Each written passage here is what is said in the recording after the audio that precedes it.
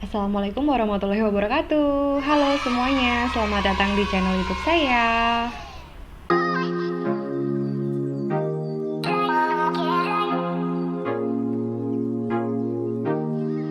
Kenalkan, saya adalah seorang ibu dari satu orang anak berkebutuhan khusus yaitu autisme. Jadi begini, sebelumnya saya pernah membuat video tentang autisme atau tentang gangguan autisme yang dimiliki oleh anak saya Albert atau yang biasa dipanggil Al di channel YouTube-nya Al. Nah, setelah itu eh, saya merasa saya nggak ada porsi untuk membahas tentang autisme. Jadi tujuannya adalah saya membuat video itu hanya untuk perkenalan. Jikalau nantinya saya membuat video ini bermain untuk Al dan itu harusnya dimainkan untuk anak usia di bawahnya Al, harapan saya orang-orang bisa maklum karena anak saya memang ada keterlambatan. Jadi tidak ada yang bertanya-tanya lagi gitu karena memang anak saya memiliki spektrum autisme dan sedang mengejar keterlambatannya. Tetapi ternyata saya baru tahu di YouTube Kids itu kan komentarnya off ya, tidak ada komentar masuk. Dan alhamdulillah respon di video sebelumnya itu banyak sekali gitu. Alhamdulillah banyak komentar yang masuk, bertanya-tanya, terus DM yang masuk di Instagram saya juga alhamdulillah gitu. Jadi itu yang membuat saya ingin sharing lebih banyak lagi, mungkin pengalaman saya dalam mengasuh anak autisme, dan mungkin ada juga yang orang tua yang sudah lebih lama mengasuh anak autisme dan mungkin sudah sukses bisa ikutan sharing di channel YouTube saya.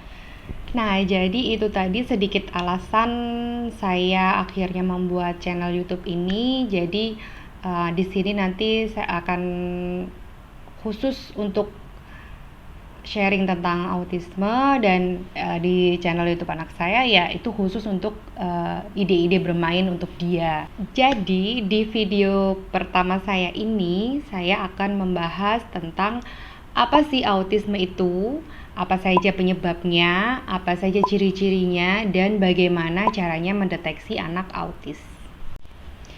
Yang pertama kali akan saya bahas adalah apa sih autisme itu. Nah, jadi sebelum saya membuat video ini, saya mencari pengertian autisme dari 3 orang ahli. Jadi, yang pertama adalah dari Profesor Dr. Hardiono SPAK. Yang kedua adalah Dr. Kresno Mulyadi SPKJ atau yang sering dipanggil Kak Kresno. Dan yang ketiga adalah Dr. Adriana S. Ginanjar MS. Nah, pengertian autisme dari ketiga ahli ini memiliki garis besar yang sama, yaitu autisme adalah gangguan perkembangan yang meliputi 1. Kemampuan berkomunikasi dan berinteraksi sosial. Yang kedua, masalah labilitas emosi. Yang ketiga, repetitive behavior atau gerakan berulang. Yang keempat, gangguan persepsi sensorik. Nah, sebelum kita membahas lebih lanjut, saya mau sedikit sharing mengenai pengertian autisme ini.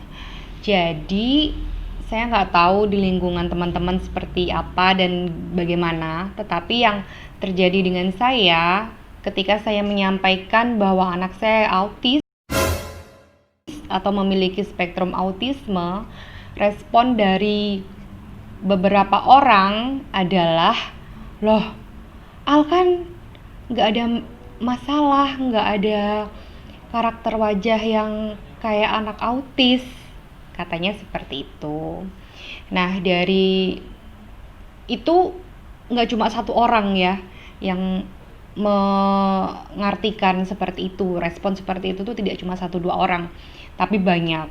Nah, dari respon mereka itu saya mengartikan bahwa beberapa orang memang belum paham, belum mengerti apa itu autisme. Dan beberapa orang juga masih mengartikan autisme itu adalah Down syndrome. Padahal dari sisi pengertiannya pun autisme dan Down syndrome itu adalah berbeda. Seperti yang tadi sudah saya sampaikan, autisme adalah gangguan perkembangan yang meliputi gangguan seseorang dalam berkomunikasi dan berinteraksi sosial. Sedangkan Down syndrome, maaf saya baca karena saya takut salah. Down syndrome adalah gangguan genetik pada kromosom yang menyebabkan seseorang memiliki ciri tampilan yang khas serta keterbelakangan intelektual. Nah, dari pengertiannya pun harusnya sudah dipahami bahwa autisme dan Down syndrome itu adalah berbeda. Saya nggak akan bahas lebih lanjut karena sudah banyak ahli yang menyampaikan mengenai Down syndrome. Di YouTube itu banyak sekali, kalau teman-teman semuanya mau melihat. Di Google juga banyak, di bukunya pun juga banyak. Jadi saya nggak akan membahas tentang Down syndrome ya. Selanjutnya yang paling sering ditanyakan, apa sih penyebab autisme? Nah, saya udah cari-cari juga di berbagai macam sumber, dan kesimpulannya adalah penyebab autisme itu belum diketahui pasti sampai sekarang. Yang ada hanya dugaan-dugaan saja, seperti dugaan waktu ibu hamil kekurangan zat besi atau asam folat, terus mungkin ibu hamil diabetes atau ibu hamil obesitas. Tapi itu semuanya, penelitian itu semuanya belum konklusi dan belum ada yang pasti. Jadi sampai sekarang penyebab autisme itu apa belum diketahui penyebab pastinya. Next, ini juga yang paling sering ditanyakan. Apa saja sih ciri-ciri autisme? Jadi yang pertama adanya gangguan komunikasi. Gangguan komunikasi itu seperti anak tidak bisa menyampaikan keinginannya. Jadi kalau anak saya waktu itu, dia itu nggak bisa menyampaikan keinginannya. Jadi kalau dia mau apa, dia itu nggak nunjuk, tapi dia ambil tangan saya, terus mungkin misalkan mau minum, tangan saya diambil, ditaruh di gelas. Jadi gitu. Jadi dia nggak bisa nunjuk mau ini itu, dia nggak bisa gitu. Jadi sebenarnya kemampuan anak untuk menunjuk itu ternyata penting sekali ya. Dan itu saya juga menyesal sekali saya baru tahu itu. Oh iya, gangguan komunikasi itu berbeda dengan terlambat bicara ya. Jadi kalau anak terlambat bicara itu dia masih bisa berkomunikasi, dia bisa berinteraksi. Jadi dia misalkan mau apa, mau makan, mau minum, dia bisa berinteraksi, dia bisa mengkomunikasikan maksudnya. Tapi kalau anak autis, dia nggak bisa. Jadi apa yang diomongkan itu tidak bermakna, alias bahasa planet. Itu Al dulu sering banget kayak gitu. Dan ketika dia gak bisa mengkomunikasikan, saya juga gak ngerti, tantrum. Anaknya tantrum, ibunya tantrum. Yang kedua adalah gangguan interaksi. Jadi ini saya menceritakan anak saya ya. Al itu dulu sewaktu saya belum tahu kalau dia memiliki spektrum autisme. Jadi dia itu kalau di rumah diem, dia sibuk sendiri.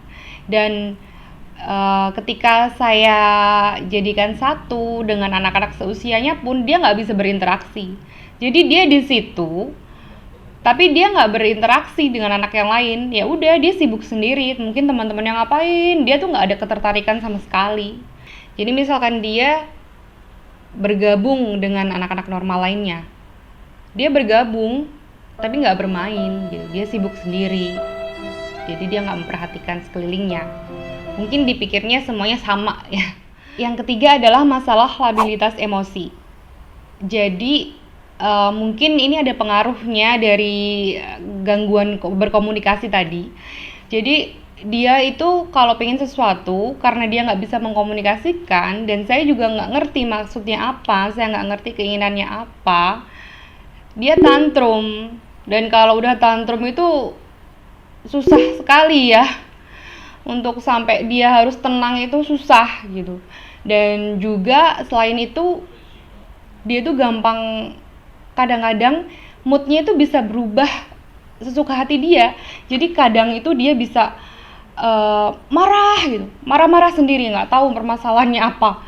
Tahu-tahu dia marah, tantrum, tahu-tahu juga dia setelah itu dia ketawa, dan tertawanya itu bisa sampai yang terpingkal-pingkal itu loh, Mams. Dan selain itu juga mungkin beberapa menit kemudian dia bisa nangis, nangis terseduh-seduh, nggak tahu penyebabnya apa. Itu dengan frekuensi yang berlebih ya, Mams. Jadi marahnya dia, nangisnya dia, tertawanya dia itu berlebihan gitu.